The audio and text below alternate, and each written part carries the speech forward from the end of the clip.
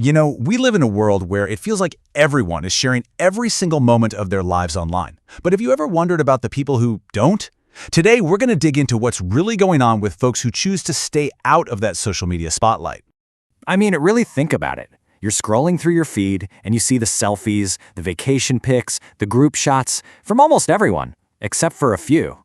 It's so easy to assume you know why, but the actual psychology behind this choice is way more complex and honestly pretty surprising. So, what's the first thing that pops into your head? Probably that they're shy, right? Or maybe insecure about how they look, or just kinda antisocial. But here's the twist. The stuff we're looking at today shows something totally different.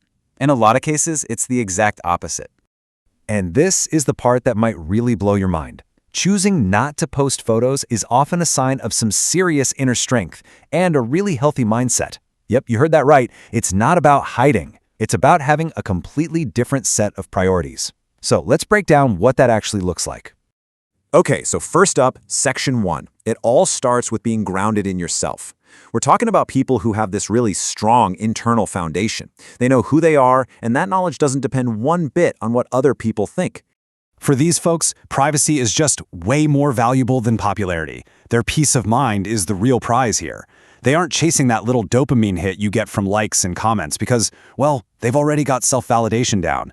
They feel secure in who they are, and they don't need a public audience to sign off on it.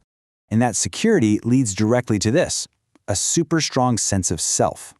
When you have a really clear picture of your own values and your own goals, think about it. All that pressure to keep up with trends or compare your life to someone else's, it just kind of melts away. And what do you get from all that? You get this incredible emotional security. Because their self-esteem is anchored on the inside, they just don't need that constant approval from the outside world to feel whole. They're already complete. And this leads to something I think we're all looking for. Less anxiety and a much sharper focus on what really matters. Real-world goals and relationships. All right, so that strong internal foundation naturally leads us to our second section, protecting your peace. See, it's not just about what's going on inside their heads. It's also about how they very deliberately choose to interact with the digital world. It's all about actively protecting their own peace. You'll often find that the people who stay quiet online are deep thinkers. They're the ones who really crave authentic connection. For them, one great, meaningful conversation in person is worth more than 100 of those shallow back and forths online. They're playing by their own rules, not the constantly changing, fickle rules of the internet.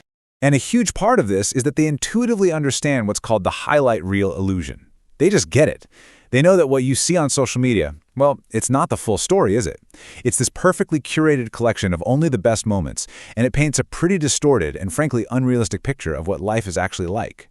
And because they see right through that illusion, they make a very conscious choice to protect their mental health. By keeping a low profile, they just sidestep that whole toxic cycle of comparing their own messy, real-life backstage to someone else's polished public highlight reel. At the end of the day, they're choosing personal peace over public performance. And that's huge. So, let's bring this all together for our third and final section, a new definition. When you look at all these pieces, you start to see a really powerful new way to understand this whole thing. It's about redefining what it even means to be present and confident in our digital world. This quote from the source material just nails it perfectly. They are often simply grounded and self-aware enough to know that they don't need to be seen by the world to feel seen and valued. Let that sink in. In other words, this isn't about being invisible. It's about understanding that your value as a person isn't determined by your visibility online. And that really leaves us with one final big question to think about for ourselves. In a world that feels like it's constantly watching, it's so worth taking a moment to reflect on this. What does being seen and valued actually mean to you? Is it something you find in the eyes of others, or is it something you have to build and cultivate from within?